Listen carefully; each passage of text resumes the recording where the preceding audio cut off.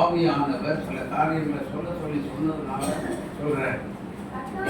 கர்த்தாவே, எனக்கு எதிராக வழக்காடுகிறவர்களோட வழக்காடி என்னோடு என்ன செய்யுங்க, என்ன செய்யணுமா? யுத்தம் பண்ணுவாராம். ஆமே ஆமே. ஒருவேளை கோர்ட்ல கேஸு அப்படி இப்படின்னு இருந்தால் நியாயம் உங்களுக்கு கர்த்தர் நீதி செய்ய போகிறார். அல்லேலூயா. கவலையே படாதீங்க, நீதியை நிலைநாட்டுவேன்னு சொல்லி கர்த்தர் சொல்லுகிறார். ஆனபடியினால நீங்க யாரையும் எதிர்த்து பேசவும் வேண்டாம், திட்டவும் வேண்டாம், ஒன்றும் சொல்ல வேண்டாம். நீங்க அமைதியெல்லாம் இருந்தால் போதும். கர்த்தரை துதித்து ஸ்தோத்திரம் பண்ணி கொண்டே இருந்தால் போதும், அற்புதம் நடக்கும். ஆமென். அல்லேலூயா. ஆமாம். அதே நேரத்தில் ஊழிய அழைப்பை பெற்ற சிலர் இங்கே இருக்கிறீர்கள். அவர்களை குறித்து ஆவியானவர் சொல்லுகிறார். இந்த நாட்களிலே ஒருவேளை ஃபியூச்சர் இப்படி இருக்குமோன்னு சொல்லி நீங்கள் கலங்கி கொண்டிருக்கிறீங்க. ஆனால் தரிசனம் ஒன்று உங்களுக்கு இருக்கிறது. அந்த தரிசனத்தின்படி இந்த நீங்கள் எந்த இடத்துல இருக்கிறீர்களோ அந்த இடத்துல தான் உங்களை யாருமே தெரியல அப்படின்னு நீங்கள் நினைக்கிறீங்க. உங்களை தேடி வர கர்த்தர் வைக்க போகிறார். ஆமே ஆமே. அதற்கு ஒரு வசனத்தை கொடுத்தார். ஆதியாகமம் 12 வார்த்தை. நான் உன்னை பெரிய ஜாதியாக்கி உன்னை ஆசீர்வதித்து உன் பெயரை பெருமைப்படுத்துவேன். நீ ஆசீர்வாதமாக இருப்பாய். உன் பெயரை பெருமைப்படுத்துவேன். அந்த இடத்துல நீங்க இருக்கிற இடத்துல ஆவியானவர் சொல்லுகிறார், நான் வீட்டுக்குள்ள தானே இருக்கிறேன் அப்படின்னு நீங்க நினைக்கிறீங்க. இல்லை இல்லை, நீங்க இருக்கிற இடத்துல, நீங்க ஜெபிக்கிற இடத்துல உங்களை தேடி கர்த்தர் கொண்டு ஜனங்களை கொண்டு வருவேன் என்று கர்த்தர் சொல்லுகிறார். அல்லேலூயா. உங்களை தேடி வருவாங்க, உங்களை தேடி வருவாங்க. ஆனால் பல போராட்டங்கள் மத்தியில் தான் நீங்க அந்த ஊழியத்தை செய்ய போறீங்க. அதனால தேவனுடைய பிள்ளைகள் ஜெபத்தில் அதிகமாக நீங்க என்ன செய்ய வேண்டும்? தேவ சமூகத்தில் கர்த்தருடைய பாதத்தில் அதிகமாக காத்திருக்க வேண்டும். எதிர்ப்புகள் பற்றி கவலையே படாதீங்க. எதிர்ப்பெல்லாம் எழுப்புகளா? ஆமா. ஒன்று சொல்லுகிறேன், ஊழியம் என்று சொன்னால் சத்துருவுக்கு, பிசாசுக்கு, எதிரியானவனுக்கு சவாலாகத்தான் கர்த்தர் ஊழியக்காரனை வைத்திருக்கிறார்.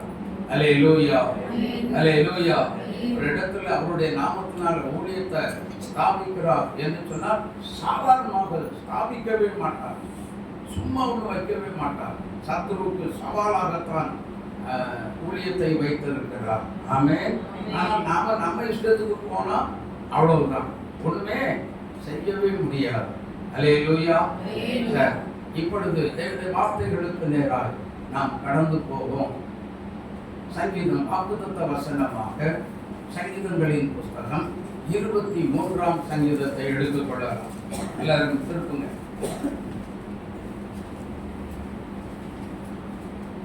சங்கீதம் 23.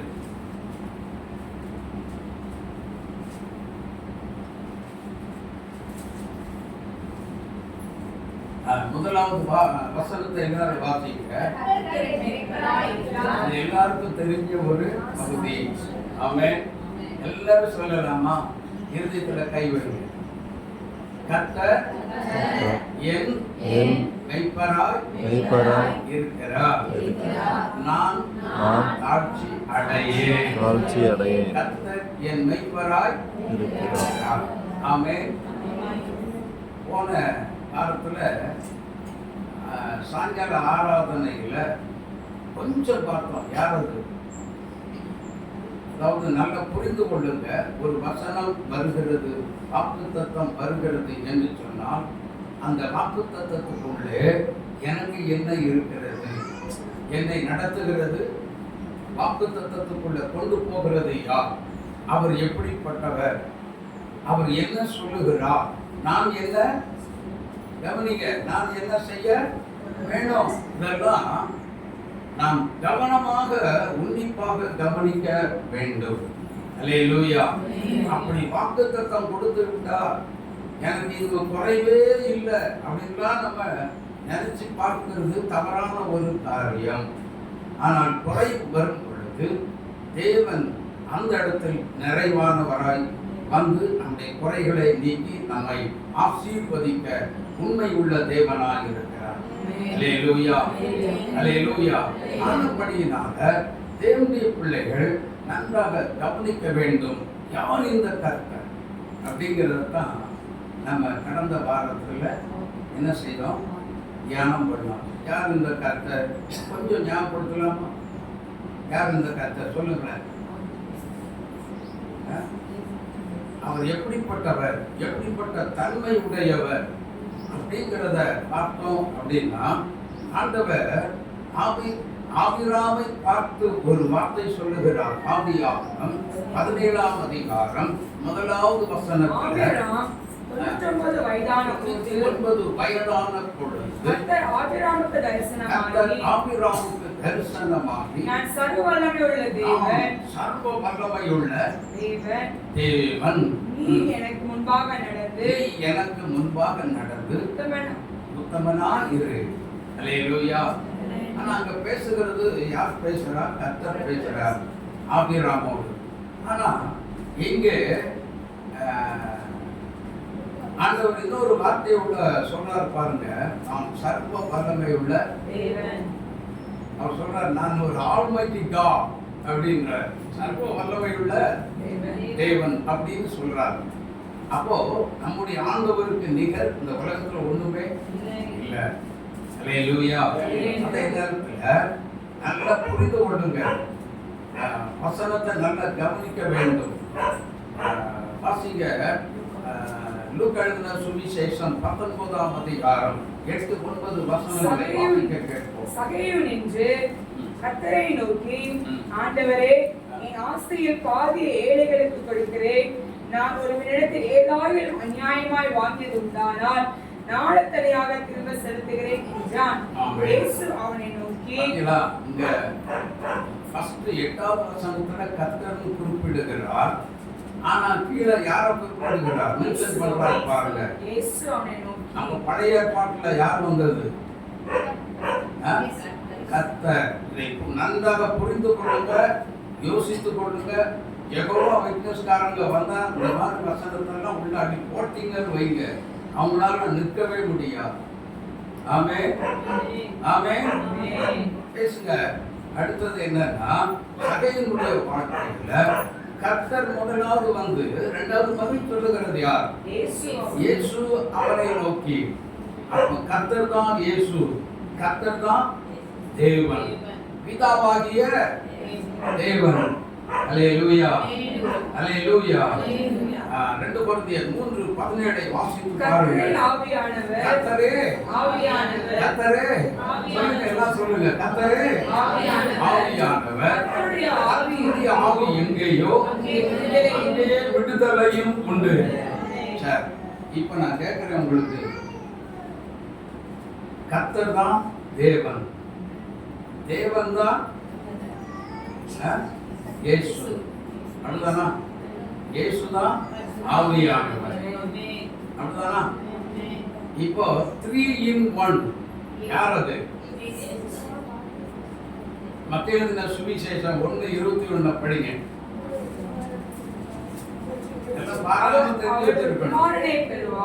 ஒரு குமாரனை பெறுவார், அவருக்கு என்னவென்று பெயரிடுவாயாக? இயேசு என்று பெயரிடுவாயாக. ஏனெனில் அவர் தமது ஜனங்களின் பாவங்களை நீக்கி அவர்களை ரட்சிப்பார். அல்லேலூயா. கரந்தட்டி இயேசுவை மகிமைப்படுத்துவோம். அவர் சர்வ வல்லமை உள்ள தேவன். இன்னும் சொல்ல போகிற மாதிரி இருந்தா, யெகோவா தேவன், யெகோவா ஷம்மா, யெகோவா ரூவா, யெகோவா ஷாலோம், யெகோவா நிசி.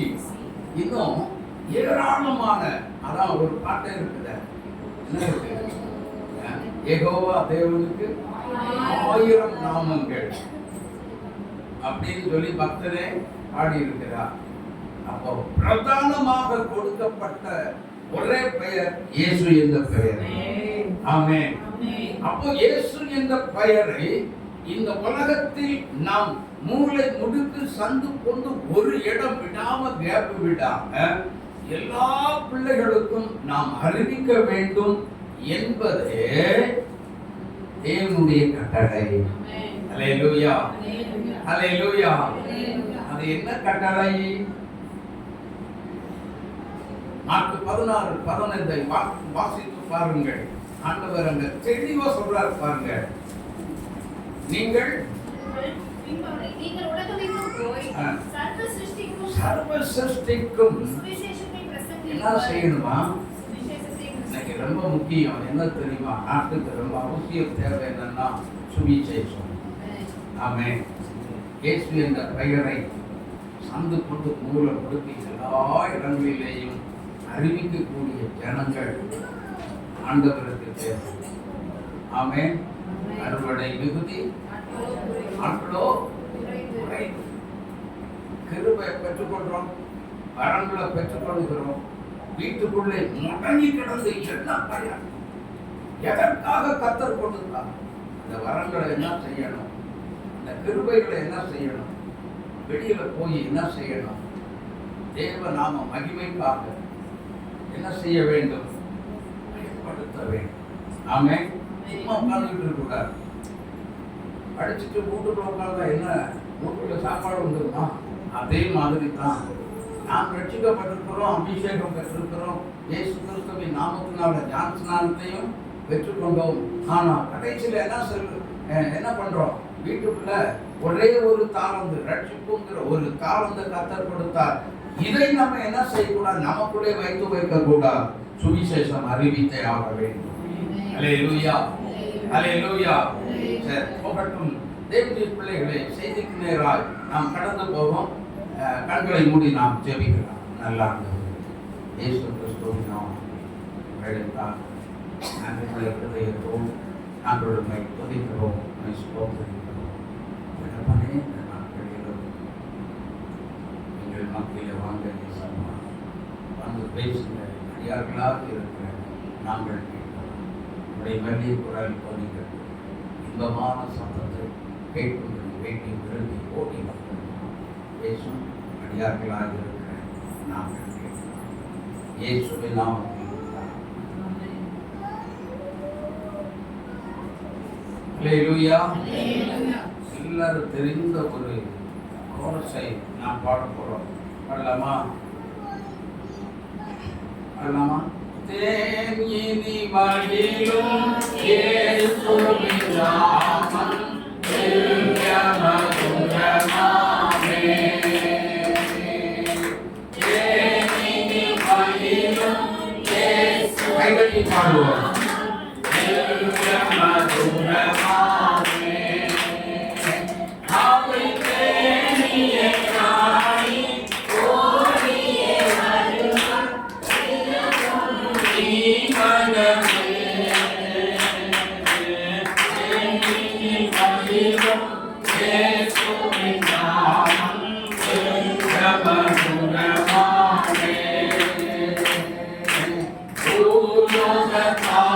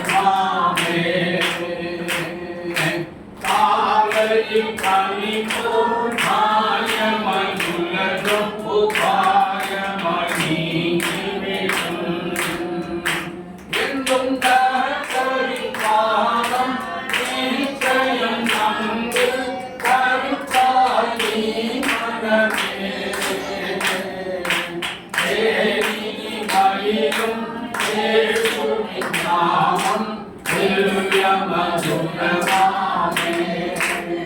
அல்லேலூயா. இயேசு கிறிஸ்துவின் நாமம் என்னை விட இனிப்பா இருக்குமா? ஆமென். அல்லேலூயா. அந்த இனிமை என்ன அப்படின்னா, இயேசு என்ற பெயரில் ஞான ஸ்நானம் எடுக்கிறோம். இயேசு என்ற பெயரில், இயேசுவின் நாமத்தில் விசுவாசம் உள்ளவர்களாய் அவரை ஏற்றுக்கொண்டவர்கள் எத்தனை பேர்களோ அத்தனை பேர்களும் தேவனுடைய பிள்ளைகள் ஆகும்படி அவர்களுக்கு அதிகாரம் கொடுத்தார் என்று நான் பார்க்கிறோம்.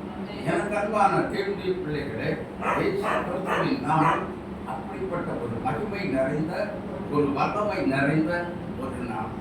அல்லேலூயா. இப்போ பாருங்க, சங்கீதம் 23:1 கர்த்தர் என் மேய்ப்பர். ஆமென். கர்த்தர் என் மேய்ப்பர். இப்போ கர்த்தர் யாருன்றத பார்த்துட்டோம். என் மேய்ப்பர், எனக்கு பாருங்க, என் மேய்ப்பர் ஒருமையில தான் சொல்லப்பட்டிருக்கிறது. எனக்கு மேய்ப்பர், எனக்கு அவர் சொந்தக்காரர், என்னை நடத்துகிறவர், என்னை போஷிக்கிறவர், என்னை பாதுகாக்கிற தேவன், எனக்கு அவர் நல்ல மேய்ப்பர். வேதம் சொல்லுகிறது. யோவான் எழுதின சுவிசேஷம் 10ஆம் அதிகாரம் 10வது வார்த்தையை வாசித்து பார்க்கிறோம். திருடன் திருடவும் கொல்லவும் வருகிறானே எண்ணி ஒன்றுக்கும் அவன் வருவதே இல்லை. நானோ வாசிக்கிறத திருடன் திருடவும் கொல்லவும் அழிக்கவும் வருகிறானே எண்ணி வேறு ஒன்றுக்கும் வரான். நானோ அவைகளுக்கு ஜீவன் உண்டாயிருக்கவும், நான் அவர்களுக்கு ஜீவன் உண்டாயிருக்கவும், அது பரிபூரணப்படவும் வந்தேன் என்று சேனைகளின் கர்த்தர் சொல்லுகிறார். அல்லேலூயா. நம்முடைய தேவனாகிய கர்த்தர் சொல்லுகிற ஒரு உண்மை உள்ள ஒரு வார்த்தை என்னன்னா, நான் அவைகளுக்கு என்ன உண்டாயிருக்க வந்தேன்? ஜீவன். என்ன ஜீவன்? அது முடிவில்லாத ஒரு லைஃப், எட்டர்னல் லைஃப். ஆமென். ஒரு முடிவே இல்லை அந்த ஜீவனுக்கு. அது அழிவில்லாத ஒரு ஜீவன். ஆனா மனிதனுடைய வாழ்க்கைக்கு ஒரு அழிவு இருக்குமே தவிர, நல்லா புரிந்து கொள்ளுங்க, மனிதனுடைய வாழ்க்கைக்கு ஒரு மறைவு இருக்கிறது. இந்த மண்ணான சரீரத்தை குறித்து வேதம் சொல்லுகிறது. மண்ணினாலே நீ உருவாக்கப்பட்டபடியினால் நீ மண்ணுக்கே திரும்புவாய். இது எதனால வந்தது அப்படின்னு சொன்னா, ஆதியிலே ஆதாம் ஏவாள் மூலமாக இந்த மரணம் பிறப்பிக்கப்பட்டது. அல்லேலூயா. சாபம் வந்தது. அந்த சாபம் என்ன செய்கிறது? மரணத்தை பிறப்பித்து விட்டது. ஆனபடியினாலே இந்த மாம்ச தேகத்தில் எல்லாரும் மனுஷனா இருக்கக்கூடிய அத்தனை பேர்களுக்கும் மரணம் என்று ஒன்று இருக்கிறது. ஆகவே அதுல வேறு மாற்றங்களே கிடையவே கிடையாது. எவ்வளவு பெரிய மந்திரியா இருந்தாலும், புகழ்பெற்ற மனிதனாக இருந்தாலும், மிகப்பெரிய கோடீஸ்வரனாக இருந்தாலும் அதுல மாற்றமே வரவே வராது. நான் நித்தியமாய் இந்த உலகத்தில் வாழ்ந்து விடுவேன் என்றால் அது முடியாத ஒரு நாள் வரும், மரணம் வரும். மரணம் சந்திக்கும் என்பதாக கர்த்தரை தேட வேண்டும். அல்லேலூயா. ஆண்டவரை நாம் பற்றிக் கொள்ளும் பொழுதுதான் அந்த தேவனாகிய கர்த்தர் இயேசு கிறிஸ்து நமக்காக இறங்கி வந்து தேடும் பொழுது, தேடுகிற இடத்துல வந்து என்ன செய்வார்? நம்மை ஆசீர்வதிக்கிற தேவன். ஏனென்றால் வேதம் சொல்லுகிறது, என் நாமத்தை பிரஸ்தாபப்படுத்துகிற எந்த ஸ்தானத்திலும் நான் வந்து உங்களை என்ன செய்கிறேன்? சொல்லுங்க. ஆசீர்வாதம் வேணும்னா தேவ சமூகத்தில் போய் சும்மா போய் ஆண்டவரே என்ன ஆசீர்வதியும், என் பிள்ளை ஆசீர்வதியும் அப்படின்னு கேட்காதீங்க. நமக்குன்னு ஒரு பிடிமானம் இருக்கிறது. என்ன இருக்கிறது? தேவனுடைய நாமத்தை பிரஸ்தாபப்படுத்துங்க. உங்களுக்கு உங்க பிள்ளைகளுக்கு கர்த்தருடைய நாமத்தை பிரஸ்தாபப்படுத்த சொல்லிக் கொடுங்க, டீச் பண்ணுங்க. அப்படின்னா பிரஸ்தாபப்படுத்துறதுன்னா என்ன? சுவிசேஷம் அறிவிக்க கற்றுக் கொடுங்க. இயேசுவை சுமக்கும் கழுதையாக நாமும் மாறணும், நம்முடைய பிள்ளைகளும் மாற்றப்பட வேண்டும். ஆமென். ஏதோ நம்ம ஆலயத்துக்கு போறோம், சத்தியத்தை கேட்கிறோம், ஆவியிலே நிறைகிறோம், அதுதான் உண்மையான கிறிஸ்தவம் என்று நினைக்காதிருங்கள். நமக்கென்று ஒரு டியூட்டி உண்டு, ஒரு வேலை உண்டு. அனுதினமும் கர்த்தர் கொடுத்திருக்கிறார். சுவிசேஷம் சொல்வது என் மேல் விழுந்த கடமை. இந்த கடமையை செய்யாவிட்டால் ஒரு ஆத்மா கூட உங்களுக்கு என்ன கிடைக்காது. ஆத்மா கிடைக்கும் நினைக்கிறீங்களா? சொல்லுங்க, கிடைக்குமா கிடைக்காதா? கிடைக்காது. நான் நேற்று இப்போ நான் முக்கியப்பாளையத்துக்குள்ள போனேன். போகும் பொழுது யாரம்மா வீட்டுக்கு போனேன்.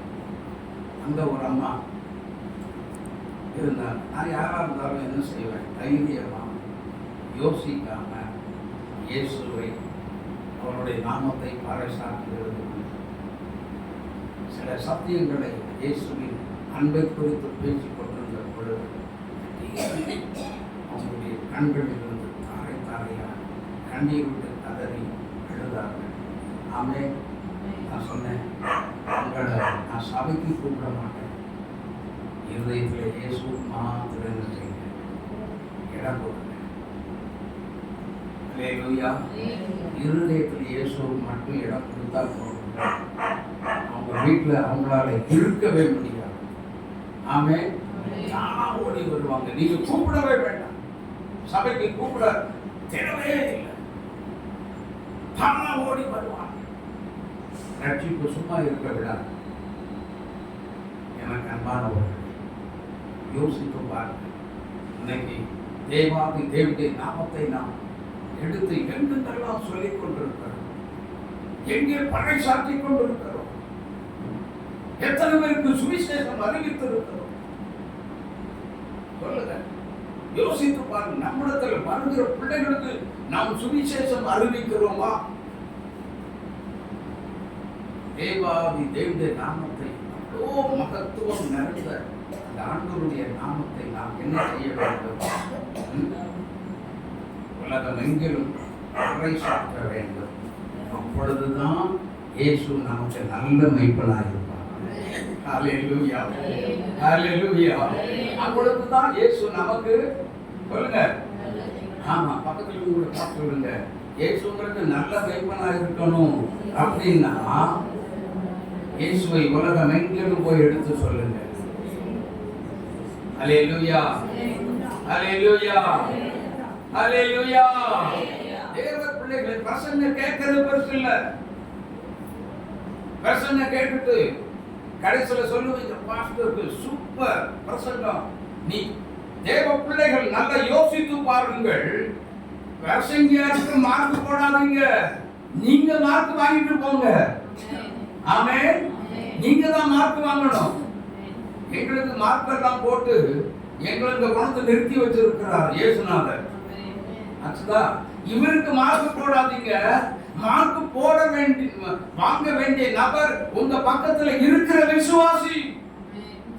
ஆமே, அவர்களுக்கு தேவனுடைய ஊழியத்துல சுவிசேஷம் சொல்வதிலும் சத்தியத்தை அறிவிப்பதிலும் தேர்ச்சி பெற்றவர்களாக இருக்க வேண்டும். அப்படின்னா கிறிஸ்துவுக்குள் நல்ல மேய்ச்சலை நல்லா புரிஞ்சுக்கொள்ளுங்க. கர்த்தர் என் மேய்ப்பராக இருக்கிறார்னா இயேசுவுக்குள், அவருக்குள் நல்ல மேய்ச்சல் கொடுக்கிற நல்ல மேய்ப்பன் நமக்கு இருக்கிறார். ஹல்லேலூயா. அந்த நல்ல மேய்ப்பனுக்கு உள்ளே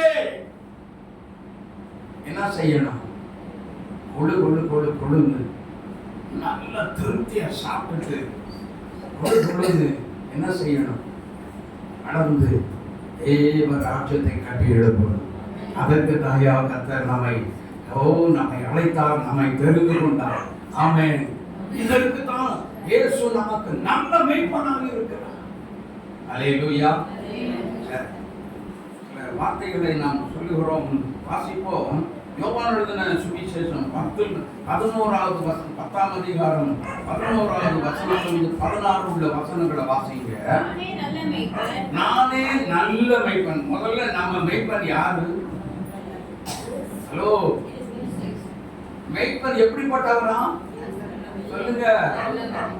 ஹலோ, இங்கேயும் சொல்லுங்க. எப்படிப்பட்டவர்?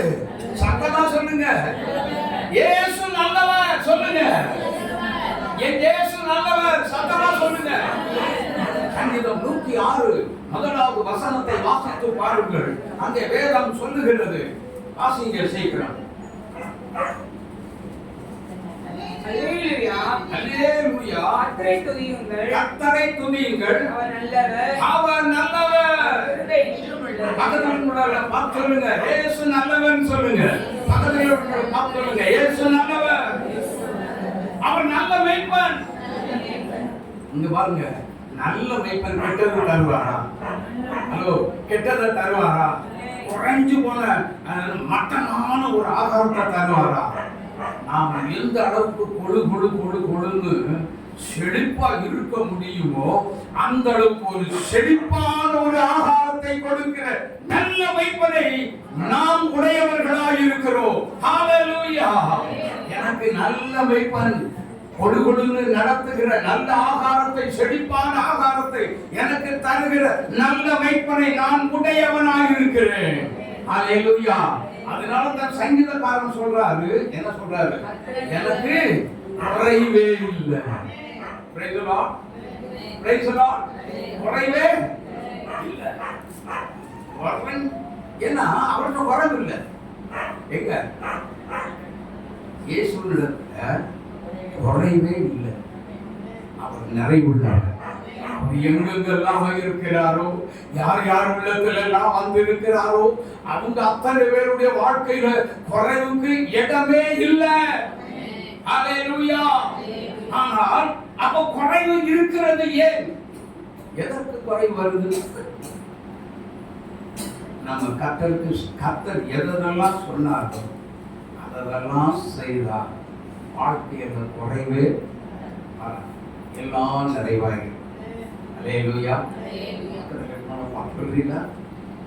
வாழ்க்கையில கர்த்தர் எதை சொன்னாரோ அதை செய்யுங்க, உங்க குறைவெல்லாம் நிறைவாயிரும் அப்படின்னு சொல்லுங்க. சொல்லுங்க சொல்லுங்க. ஹல்லேலூயா. ஹல்லேலூயா. ஹல்லேலூயா. குறைவுகளை நிறைவாக்குகிற நல்ல மேய்ப்பனை நாம் உடையவர்களாக இருக்கிறோம். ஆமென். நம்ம குறைவு வராதுன்னு அர்த்தம் இல்லை, வரும். குறைவு வராதுன்னு அர்த்தம் இல்லை, வரும். ஆனால் வந்தால் அந்த குறைவுகளை நிறைவாக்கி நம்மை மகிழ்ச்சியாக்கி சந்தோஷப்படுத்துகிற அந்த நல்ல மேய்ப்பன் தான் இயேசு. ஆமென். அவர்தான் சொல்லுகிறார் அந்த சங்கீதத்துல 23ஆம் சங்கீதத்துல முதலாவது வசனத்துல சொல்லுகிறார், என் மேய்ப்பராக இருக்கிறார், நான் தாழ்ச்சி அடையேன் சொல்லிட்டு கீழே சொல்றாரு பாருங்க. அவர் எந்த இடத்துல வைக்கிறாரா? புல்லுள்ள இடம். புல்லுள்ள இடம் என்று சொல்லும் பொழுது சில மேய்ப்பர்களுக்கு கண்ணு எங்க போகும்? இங்க இருந்து அந்த பக்கம், அந்த தண்ணிக்கு அந்த பக்கம் இருக்கிறதுல தான் கண்ணு போகும். நம்ம ஆட்டை அங்க கொண்டு விட்டா இன்னும் நல்ல வயசு நிறைய என்ன ஆகும்? இக்கரை அக்கறை பச்சை, கொஞ்சம் பச்சை தெரிஞ்சா போதும். உடனே வைப்பதற்கு ஒரு நல்ல ஆசை வந்துடும். என்ன ஆசை வந்துடும் அப்படின்னா அந்த பக்கம் கொண்டு போய் மேய்க்கலாம் அப்படின்னு. ஆனால்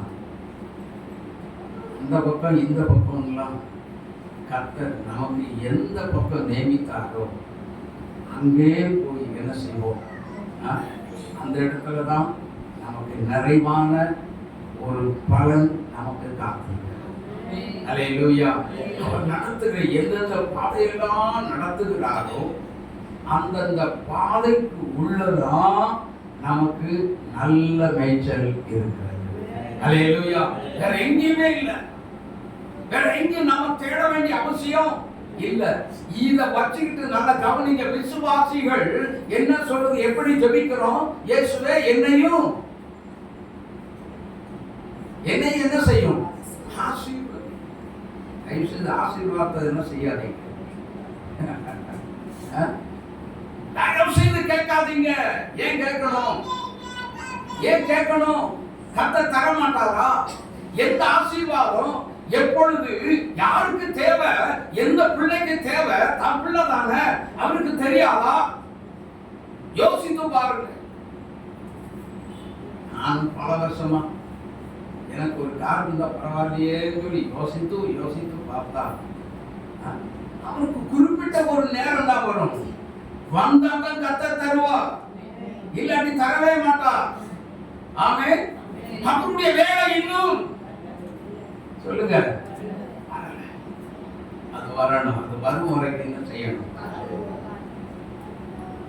அது எது வந்தாலும் தேவனுடைய சித்தம் இல்லாம நம்ம வீட்டுக்குள்ள ஒரு சின்ன பொருள் கூட வரக்கூடாது. ஆமென். அல்லேலூயா.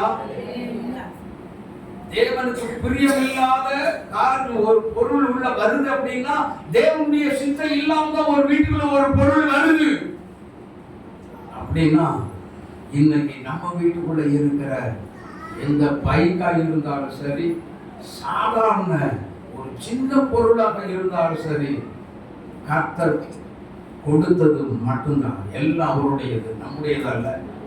ஆமென்.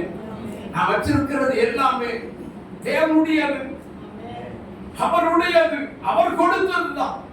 அவர் கொடுக்காம எனக்கு எதுவுமே வரல. அல்லேலூயா. இதுல பெருமை பாராட்டுறதுக்கு ஒண்ணும் எனக்கு ஒண்ணும் இல்லை. எல்லாமே இயேசு.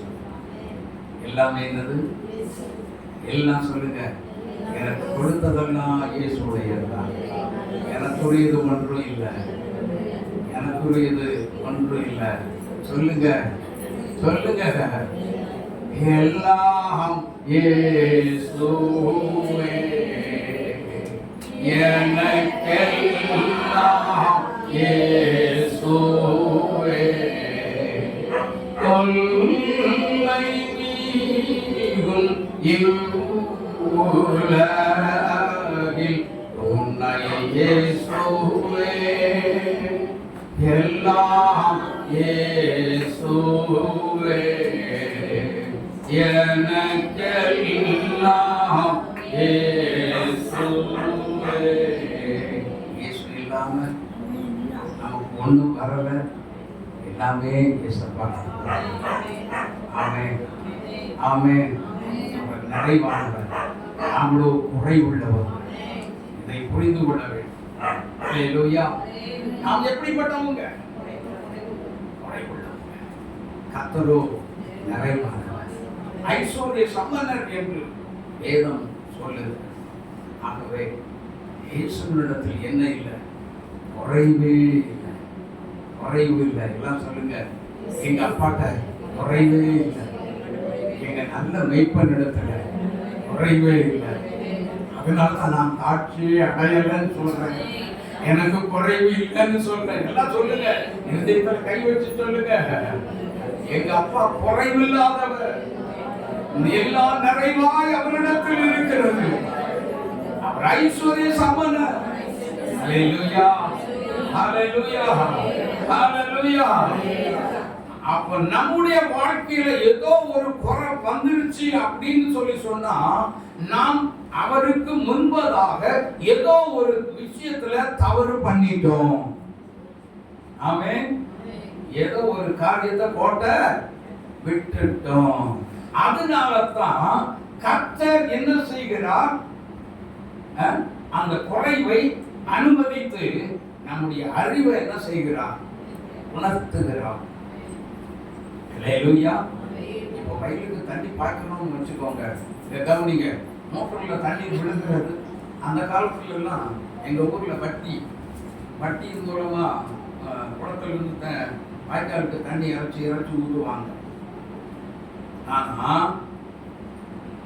எங்க தண்ணி வயலுக்குள்ள தண்ணி பாயுதா இல்லையாங்கிறது வயலுக்குள்ள ஒருத்தர் நிற்காரு. வயலுக்குள்ள ஒருத்தர் நின்னா அவரே என்ன செய்வாரு, என்ன இவ்வளவுதான் ஆச்சு, அரை மணி நேரமா வட்டி போட்டுக்கிட்டே இருக்கிறாங்க, ஆனா எங்க இந்த வயலுக்குள்ள இந்த தண்ணியை காணுமே அப்படின்னு பார்த்தா சைடுல என்ன இருக்கும் அப்படின்னா அந்த நண்டு பொந்தெல்லாம் இருக்கும். அது வழியா அந்த தண்ணி என்ன செய்யும், உள்ள போகும். எலி, இந்த வயக்காட்டுக்குள்ள எலி எல்லாம் இருக்கும். அது வழியாகவும் தண்ணி என்ன செய்யும், நாலா பக்கமா அப்படியே சதறி அடிச்சு எங்க போகுதுன்னே தெரியாது. உடனே அதை போய் அடைப்பாங்க. அதை போய் அடைச்சதுக்கு அப்புறம் தான் என்ன செய்யும், தண்ணி வாய்க்காலுக்குள்ள வயக்காட்டுக்குள்ள உள்ளவர். ஆமே. அப்ப இதே மாதிரி தான் ஆவிக்குரிய வாழ்க்கையில கொல்லாத சத்துரு எந்த ரூபத்திலே யாகிலும் நமக்கு விரோதமாய் வந்து சைடுல நோண்டி வச்சிருப்பான். அதை உன்னிப்பாக என்ன செய்யணும், கவனிக்க வேண்டும். அறியாமலோ தெரியாமலோ அந்த இடத்துல நம்ம சர்க்கையில விழுந்துடக்கூடாது. ஆமே. ஆவிக்குரிய வாழ்க்கையில எப்பொழுதுமே நன்றாக புரிந்து கொள்ளுங்க, இயேசுவோடு இருக்கணும், அவர் நம்மோடு இருக்கணும். அப்படின்னா நாம் அவருடைய வார்த்தைக்குள்ளே இருக்க வேண்டும், அவருடைய வார்த்தை நமக்குள்ளே இருக்க வேண்டும். அப்படி இருந்தால்தான் நம்முடைய வாழ்க்கையில சறுக்கலே வராது. அல்லேலூயா, அல்லேலூயா. சறுக்கல் வருகிற இடம் எது தெரியுமா? நன்றாக புரிந்து கொள்ளுங்க. தேவனுடைய சித்தம் இல்லாமல் எதையாயிலும் நாம் செய்வோமே ஆனால் அதில் தாங்க சறுக்கல் வரும். அது தேவனுக்கு ஒருவேளை பிரியம் இல்லாமல் இருக்கலாம் இல்லையா? சொல்லுங்க. தேவனுக்கு பிரியம் இல்லாமல் இருக்கலாம். ஆனா அதுல போய் பிரியம் இல்லாத காரியத்தை நம்ம மாம்சம் மனசு நினைச்சதெல்லாம் போய் செய்து கடைசியில தோல்வியில முடியும் பொழுதுதான் தெரியும், தேவ சித்தம் இல்லாமல் செய்துட்டனே, இயேசுவே என்ன செய்யும். அப்பதான் புத்தி வரும். இளைய குமாரன் எங்கேயோ ஓடி போயிட்டான், தாப்புனை விட்டுட்டு. கையில பாக்கெட் நிறைய பணம் இருந்தது. என்ன பண்ணா, பெரிய கோடீஸ்வரன் ஆயிடுவேன், எங்க அப்பா மாதிரி ஆயிடுவேன், அவனால முடியும் ஆயிடுவேன் சொல்லி அவனா நினைச்சான். ஆனா இந்த பணத்தை வச்சு ஏசப்பா எஜமானே என்னை என்ன செய்ய, எங்க அப்பா மாதிரி ஒரு கோடீஸ்வரன் ஆக்கிறதுக்கு எங்க விடவாரியா இருக்குன்னு இயேசுநாதருக்கு அந்த பணத்தை கொண்டு அவருடைய பாதத்தில் கொண்டு வச்சு ஜெபம் பண்ணி இருந்தான். அவன் வாழ்க்கை அன்னைக்கு செழிச்சிருந்தான். ஆமே, ஆமே. அவனுடைய குறைவெல்லாம் என்ன ஆயிருந்திருக்கும், நிறைவா ஓடி போயிருந்திருக்கும். அவன் வாழ்க்கையில குறைவே பட்டிருந்திருக்க மாட்டான். இன்னைக்கு அவனுக்கு பட்ட பெயர் என்ன தெரியுமா? கெட்டகுமார். கெட்டகுமார். உலகமெங்கிலும் பேசப்படுகிற ஒரே வார்த்தை பட்ட பெயர் கெட்டகுமார், துன்மார்க்கன். அந்த பெயர் அழிக்கப்படவே இல்லை. யோசித்து பாரு, அந்த பெயர் நமக்கு தேவையே இல்லை. நாம் அந்த பெயரை விரும்பாத ஒரு பெயர். கொஞ்சம் சிந்தித்து பாருங்க. அல்லேலூயா. அப்போ நம்முடைய வாழ்க்கையில் ஒரு குறைவு வருகிறது அப்படின்னா நாம் தவறு செய்கிறோம். ஆமே. நம்ம என்ன செய்கிறோம் சொல்லுங்க? நாம தான் தப்பு பண்ணிட்டு இருக்கிறோம். வேதத்தை வாசிக்கிறது இல்லை. ஒரு சின்ன இழப்பு வந்துட்டா போதும், ஒரு சின்ன இழப்பு வந்துட்டா போதும், நம்ம வீட்டுக்குள்ள ஒரு மரணம் வந்துட்டா போதும், அடுத்த நிமிஷம் சோர்ந்து போகிறோம், மனம் உடைந்து போகிறோம், நொறுங்கி போகிறோம். அல்லேலூயா, அல்லேலூயா. என்னுடைய தகப்பனார் இறந்த பிற்பாடுதான் என்னுடைய ஆவிக்குரிய வாழ்க்கையை கட்டப்பட்டுச்சு. விட்டவே மாட்டேன். தைரியமா தேவ சமூகத்தில் போய் முகங்குப்புற விழுந்து போராட ஆரம்பிச்சேன். கர்த்தர் என்னையும் கரம் தூக்கி இருந்தான். அல்லேலூயா. இன்னைக்கு உங்க மத்தியில ஊழியக்காரனா நிறுத்தி வைத்திருக்கிறார். இழப்பு வந்தது நிமித்தம் தான் தேவனை அதிகமாக நான் பற்றிக் கொண்டேன். சோர்ந்து போகவே இல்லை. நான் சோர்வுக்கு இடமே கொடுத்ததில்லை. அதிகமாக இன்னும் என்ன வந்தாலும் என் இயேசு எனக்கு அந்த ஒன்றைத்தான் சொன்னேன். என் தகப்பனை இழந்துட்டேன், பரவாயில்ல, பரம தகப்பன் இயேசு எனக்கு இருக்கிறார். இயேசு போதும். ஹல்லேலூயா, ஹல்லேலூயா. அந்த ஒரு தைரியம் நமக்குள்ளே வேண்டும். அந்த ஒரு நிச்சயம், இயேசு எனக்குள்ளே இருக்கிறார். இயேசு என்னை ஒருபோதும் கைவிடவே மாட்டார். என்னை நடத்துவார், எங்க குடும்பத்தை நடத்துவார் என்று ஒரு தைரியம் நமக்குள்ளே வர வேண்டும். அதற்கு அந்த தைரியம் வேணும்னா கர்த்தருடைய வார்த்தைக்குள்ளே நாம் இருக்கணும். அந்த அவருடைய வார்த்தை நமக்குள்ளே இருக்கணும். நாம் அவருடைய வார்த்தைக்குள்ளே இருக்க வேண்டும். அல்லேலூயா. அப்படி வார்த்தைக்குள்ளே இருக்க வேண்டுமே. ஆனால் கர்த்தர் நமக்கு நல்ல மெய்ப்பான அனுதினமும் இருந்து கொண்டே இருக்க வேண்டும். அல்லேலூயா, அல்லேலூயா. பிரியமான தேவனுடைய பிள்ளைகளை வாசிப்போம். இன்னொரு வசனத்தை வாசிக்க கேட்போம். எபிரேயர் 13ஆம் அதிகாரம் 20வது வசனத்தை வாசிங்க. சீக்கிரம் வாசிங்க. எபிரேயர் 13ஆம் அதிகாரம் 20வது வசனம். நித்திய உடன்படிக்கையை இரத்தத்தினாலே ஆடுகளுடைய பெரிய மேய்ப்பனாகிய நம்முடைய கர்த்தராகிய இயேசுவை மரித்தோரிலிருந்து ஏறி வரப்பண்ணின சமாதானத்தின் தேவன் இயேசு கிறிஸ்துவை கொண்டு தமக்கு முன்பாக பிரியமானதை உங்களில் நடப்பித்து நீங்கள் தம்முடைய சித்தத்தின்படியே தேவனுடைய சித்தத்தின்படியே உங்களை சகலவித நற்கிரியையினாலும் சீர்பொருந்தினர்களாக்குவாராக. ஆமென். அல்லேலூயா, அல்லேலூயா.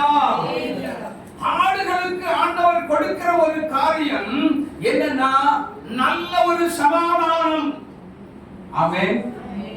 நல்ல மேய்ப்பன் எதை சொல்றார்? நல்ல புல்லுள்ள இடங்கள்ல மேய்த்துட்டு அடுத்தது எதை கொண்டு வரார்? அமர்ந்த சமாதானம் நிறைந்த ஒரு வாழ்க்கை. ஆமென். சமாதானம் நிறைந்த ஒரு வாழ்க்கை. ஏசாயா 45:13 என்ன சொல்லுகிறது? வாசிங்க. அங்க ஒரு சமாதானத்தை குறித்து சொல்கிறார் பாருங்க. மனுஷனே இஸ்ரவேலின் தேவனோ இரட்சகரும் ஆகிய நீர் மெய்யாகவே உம்மை மறைத்துக் கொண்டிருக்கிற தேவனாய் இருக்கிறீர். உன் பிள்ளைகளுடைய சமாதானம் பெரிதாக இருக்கும் என்று வேதத்திலே வாசிக்கிறோம். எனக்கு அன்பான தேவனுடைய பிள்ளைகளே, இந்த நாட்களிலே நம்முடைய பிள்ளைகளுடைய சமாதானம் பெருசாக இருக்கணும்னா நாம் அவர்களுக்கு முன்மாதிரியா கிறிஸ்துவுக்குள் கர்த்தருடைய வார்த்தைக்குள்ளே நாம் நடக்க வேண்டும். அப்பதான் நம்முடைய பிள்ளைகளுக்கு ஒரு சமாதானத்தின் ஒரு வாழ்க்கை நடத்துவோம். அல்லேலூயா, அல்லேலூயா. தேவனுடைய பிள்ளைகளை 1 பேதுரு 5ஆம் அதிகாரம் 4வது வசனத்தை வாசிங்க. இன்னொருத்தர் வெளிப்படுத்தல் 7:17. 1 பேதுரு 5:4. அப்படி செய்தால் பிரதான மேய்ப்பர் வெளிப்படும் போது மகிமையுள்ள வாடாத கிரீடத்தை பெறுவீர்கள். அப்படி செய்தால் பிரதான மேய்ப்பர் வெளிப்படும் போது மகிமையுள்ள வாடாத கிரீடத்தை பெறுவீர்கள். எப்படி செய்தால் முந்தின வசனத்தை படிக்க தெரியும்.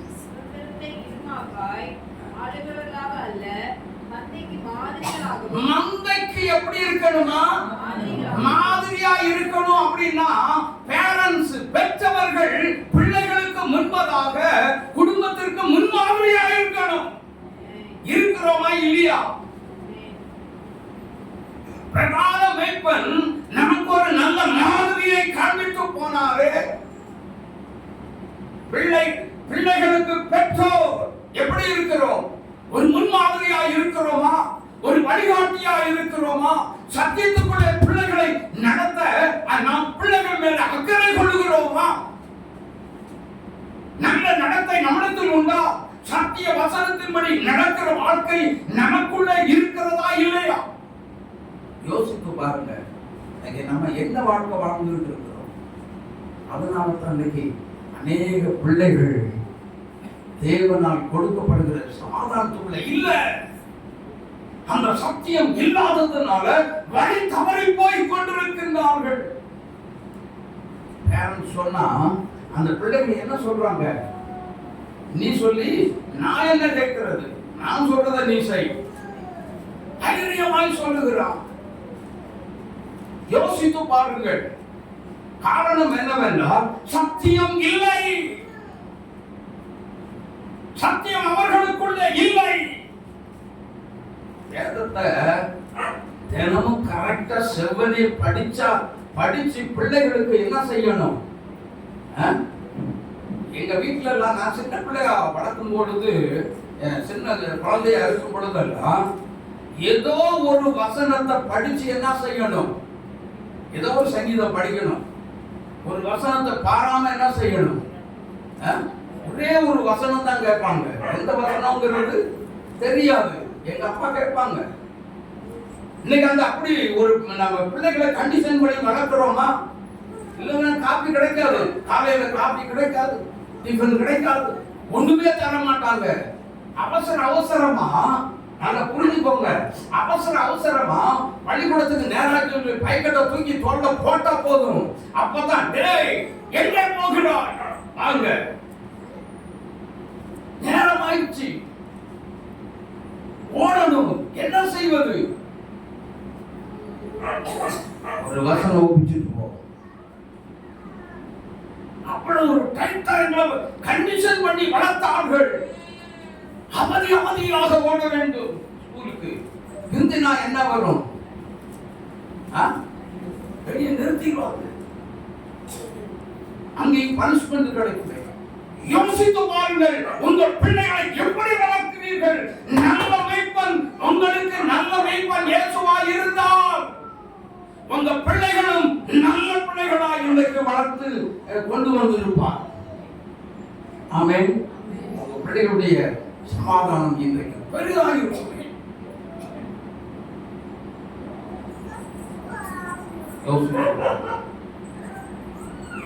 கொஞ்சம் சிந்தித்து பாருங்க. ஆவிக்குரிய வாழ்க்கை வாழுகிறது பெருசு இல்லைங்க. கிறிஸ்தவனா வாழுகிறது பெருசு இல்ல. கிறிஸ்துவை பிரதிபலிக்கிற தேவ பிள்ளையா வாழுகிறதே மேன்மை. அதுதான் கிறிஸ்துவை பிரதிபலிக்க வேண்டும். தேவ நாமம் நம் மூலம் மகிமைப்பட வேண்டும். அதுவே கர்த்தர் எதிர்பார்க்கிறார். பிரதிபலிக்கப்படுகிறதா இல்லையா? அப்படின்னா வேதம் சொல்லுகிறது. என்ன சொல்லுகிறது? அப்போஸ்தலர் 1 அதிகாரம் 8வது வசனம் என்ன சொல்லுகிறது? வாசியுங்கள். பரிசுத்த ஆவி உங்களிடத்தில் வரும் பொழுது நீங்கள் பலனடைந்து எருசலேமிலும் யூதேயா முழுவதிலும் சமாரியாவிலும் பூமியின் கடைசி பரியந்தம் எனக்கு சாட்சிகளாய் இருப்பீர்கள். நான் சொல்றேன், எனக்கு சாட்சி வேணும், தேவையில்லை. என்னை பற்றி யாரும் சாட்சி சொல்ல வேண்டிய அவசியம் இல்ல. ஒரு மனிதனை புகழ வேண்டாம், அது ஆபத்தில் முடிந்துவிடும். அது ஒரு பேராபத்து ஆவிக்குரிய வாழ்க்கைக்கு. ஆனால் சாட்சியாய் வாழ்க்கை ஏற்படுத்தி கொடுத்தாரே, அந்த இயேசுவுக்கு சாட்சியாக இருக்கிறது. ஹல்லேலூயா, ஹல்லேலூயா. அப்படி இருந்தா தாயா நல்ல வைப்பன் இயேசு நமக்கு நடத்தினா நம்ம வாழ்க்கையில குறைவே வராது. ஆமென். எத்தனை பேர் விசுவாசிக்கிறீங்க? நம்மளை வைத்து அல்லேலூயா சொல்லுங்க. நீங்க விசுவாசிக்கணும். அப்பனா பேரண்ட்ஸ் என்ன செய்யணும்? நீங்க சத்தியத்துக்குள்ள நடக்கிறத பார்த்துட்டு உங்க பிள்ளைங்க அந்த பாதையில என்ன செய்யணும்? என்ன செய்யணும்? வருவாங்க. கர்த்தர் கைவிடவே பிள்ளைகளுடைய சமாதானம் பெரிதா இருக்கும். அப்படின்னா அப்படின்னு வந்துட்டீங்கன்னா நீங்க முதல்ல சாட்சியா இருக்கும். ஆமென். அல்லேலூயா. சாட்சி. எனக்கு சாட்சிகளா இருப்பீர்கள் பூமியின் கடைசி வரையில். ஆண்டவர் சொல்றாரு, என்ன அருமையான ஒரு வசனம். சாட்சியாக இருக்கிறது இயேசுவுக்கு பிறகு நீ பிரசங்கம் பண்றதை காட்டிலும் சாட்சி தான் வேலை செய்யும். அல்லேலூயா. அப்போ சத்தியத்தின்படி நடந்தாலே சாட்சி, அதுதான் சாட்சி. ஆமென். அல்லேலூயா. ரட்சிக்கனா நல்லா புரிந்து கொள்ளுங்க. 1974 ஆண்டு ஏப்ரல் மாதம் 16ஆம் தேதி ரட்சிக்கப்பட்டேன் அப்படின்னு மார்த்தட்டுறதை காட்டிலும் மார்த்தட்டுகிறதை காட்டிலும் சத்தியத்தில் நடக்கிறையா, சத்திய கை பண்ணி கொண்டு போய் கொண்டே இருக்கிறேன் தெரியுமா அப்படின்னு சொல்லுகிற ஒரு வார்த்தையை நாம் கேட்க வேண்டும். நம்முடைய வாயிலிருந்து வர வேண்டும், மற்றவர்கள் சொல்ல வேண்டும். சாட்சி உள்ள ஒரு வாழ்க்கை. நல்ல மேய்ப்பன் நமக்கு அதைத்தான் கொண்டு வந்து கொடுக்கிறார். அல்லேலூயா. அதுதான் அமர்ந்த தண்ணீரண்டை கொண்டு வந்து நிறுத்துகிற ஒரு வாழ்க்கை. ஆமென். ஆமென். அல்லேலூயா. சந்தோஷமா பாடலாமா? இயேசு என்னை கைவிட மாட்டார், என்னை கைவிட மாட்டார். கடும் புயல் வரினும் பெரும் காற்று வீசினும் இயேசு என்னை கைவிட மாட்டார். दादाजी हाथ हाथों में चली, दादाजी हाथ हाथों में चली. पानी डिमड़ आवती वगत दादाजी हाथ हाथों में चली. येसु नन्ना कई बिड़नार, येसु नन्ना कई बिड़नार. தொட்டு புயல் பந்தித்தி தொட்டு காத்து வீசித்தி இயேசு நன்னா கை விடுனாரு. இயேசு நாசேயி விடுவாடு, இயேசு நாசேயி விடுவாடு. சூடி காலி வீசினா துபானு ரெடினா இயேசு நாசேயி விடுவாடு. அல்லேலூயா. அல்லேலூயா. முதல்ல படிச்சது எல்லாத்துக்கும் தெரியும். ரெண்டாவது படிச்சது நரிக்குறவன் பாஷை, ஊசி பாசையும் சொல்லுவீங்கல்ல, நரிக்குறவன் பாஷை. அவன் அந்த மக்கள் மத்தியில் ஊழியம் செய்ததுனால அந்த பாட்டெல்லாம் கொஞ்சம் தெரியும். அல்லேலூயா. அடுத்தது என்னன்னா கன்னடம். கன்னடம் இருக்கிற மக்கள் மத்தியில் நமக்கு ஊழியம் இருக்கிறதுனால கன்னடம். அப்போ அடுத்தது தெலுங்கு படிக்கணுமே அப்படின்னு சொல்லி ஆண்டவர்கிட்ட கேட்கும்போது கர்த்தரே என்ன செய்தார், தெலுங்கு பாட்டையும் கொடுத்துட்டார். ஆமென். அல்லேலூயா. 4 ஒரே கவியை 4 பாஷையில பாட கர்த்தர் கிருபை தந்தார். சாட்சி உள்ள ஒரு வாழ்க்கை. அப்படிப்பட்டவங்களுக்கு தான் கர்த்தர் நல்ல மேய்ப்பனாக இருப்பார். இந்த வாழ்க்கையில குறைவே வராது. வரும் வந்தாலும் எல்லாவற்றையும் இயேசு நிறைவாக்குகிறார். அல்லேலூயா. அல்லேலூயா. சாட்சி உள்ள ஒரு வாழ்க்கை இருந்தா மட்டும்தான் நம்முடைய வாழ்க்கையில 1000 குறைகள் வரட்டும், அதை நபர் தூக்கி வீசிட்டு போயிட்டே இருக்க. நிறைவுள்ளவராகிய இயேசுவை மட்டும் பாருங்க. அல்லேலூயா. அப்படின்னு அர்த்தம் என்னன்னா, எனக்குள்ள எனக்கு வந்திருக்கிற குறைவை காட்டிலும் எனக்குள்ள இருக்க இயேசு பெரியவர். எல்லாம் சொல்லுங்களா? இருதயத்தில் கை வச்சு, எனக்குள்ள இருக்கிற குறைவை காட்டிலும் எனக்குள்ள இருக்க இயேசு பெரியவர், இயேசு பெரியவர், இயேசு பெரியவர். எனக்கு குறை பெருசு இல்லை, நிறைவான இயேசுவே பெரியவர். கடன் தொல்லையில பாதிக்கப்பட்டு வந்திருக்கலாம். கர்த்தர் சொல்றாரு, உனக்கு இயேசு பெரியவரா இருந்தா, சத்தியத்தின்படி நீ நடந்தால், கர்த்தருடைய வார்த்தை உனக்குள்ளே இருக்குமானால் அந்த கடனை நீ மேற்கொள்வீர்கள். இயேசு என்ற நாமத்தில் மேற்கொள்ள முடியும்.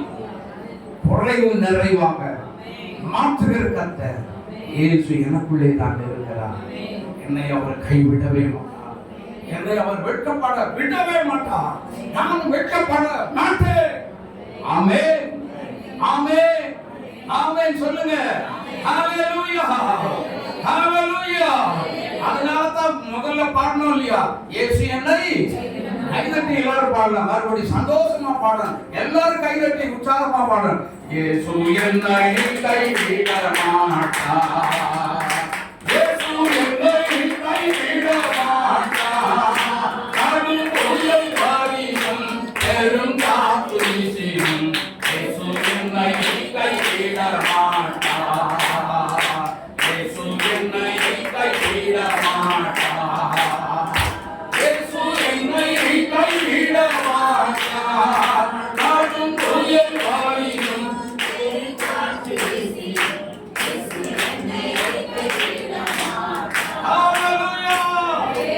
புயல் போன்ற பிரச்சனைகள் வந்தாலும் நம்மை அசைக்கவே முடியாது.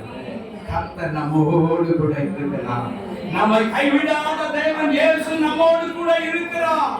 எனக்குள்ளே தான் இருக்கிறார். ஹalleluya. அவருடைய வார்த்தை நம்மை அப்படி நிறைவுக்குள்ளே நடத்தி போய்கொண்டே இருக்கிறது. ஏனென்றால் வார்த்தையில என்ன இல்லை, குறைவும் இல்லை. ஆமென். கர்த்தருடைய வேதம் குறைவற்றது. சத்தியம் எப்படிப்பட்டது? குறைவற்றது.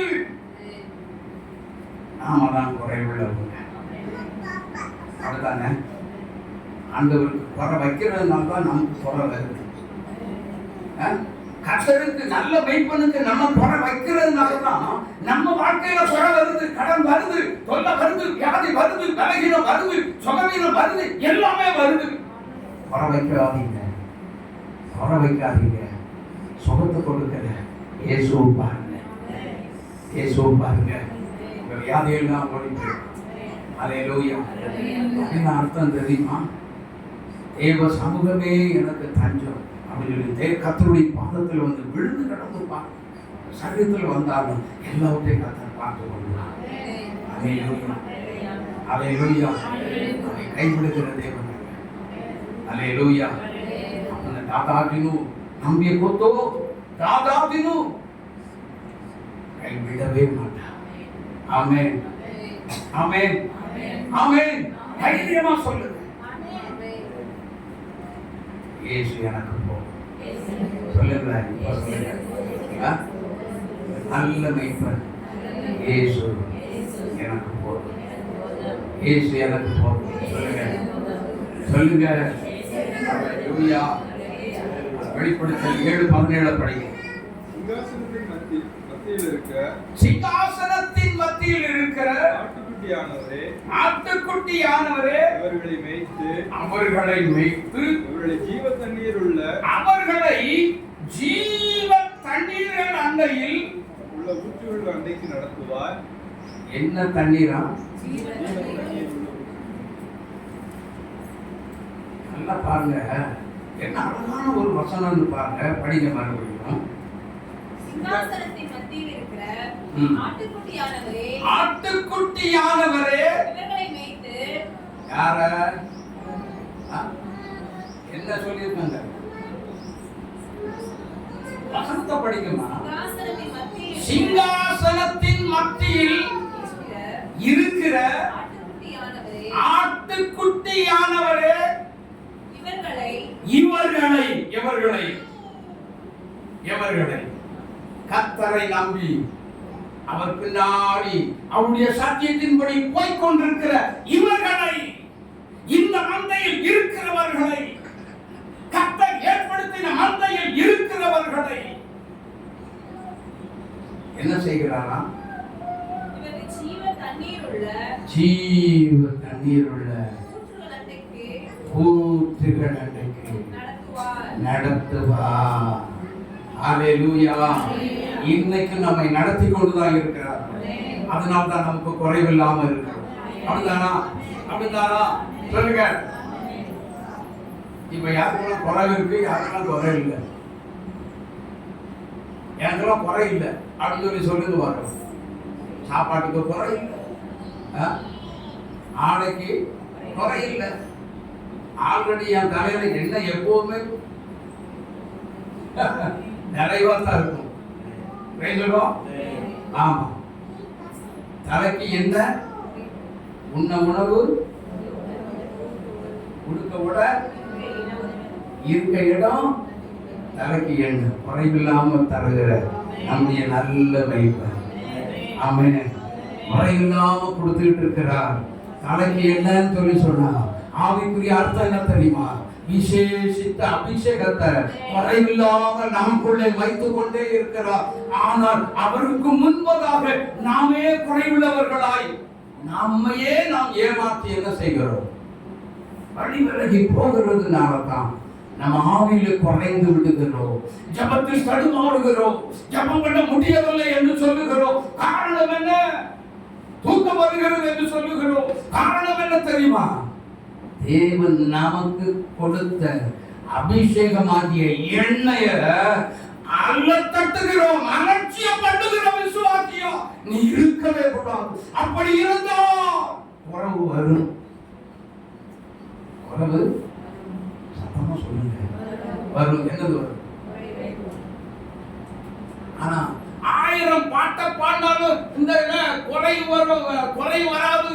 எல்லாம் எனக்குள்ள நிறைவாக இருக்கிறா. 1000 விசுவாச அறிக்கை செய்தாலும் நம்ம குறைவு போகாது.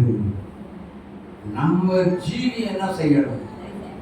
வேதத்துக்குள்ள வரணும். ஹalleluya. நம்ம வாழ்க்கை வேதத்துக்குள்ள வரணும். வேத வசனத்தின் அடிப்படையில அமைத்து வைத்திருக்கணும். நம்ம பிள்ளைகளுடைய வாழ்க்கையும் சத்தியத்தின் அடிப்படையில் அமைத்து வைத்திருக்கணும். அப்பதான் கர்த்தருடைய வசனம் சொல்லுது. கர்த்தருடைய வேதம் வசனம் தெரியும், வசனம் எல்லாம் தெரியும். ஆனா சத்தியத்தின்படி நடக்க வழி தெரியல.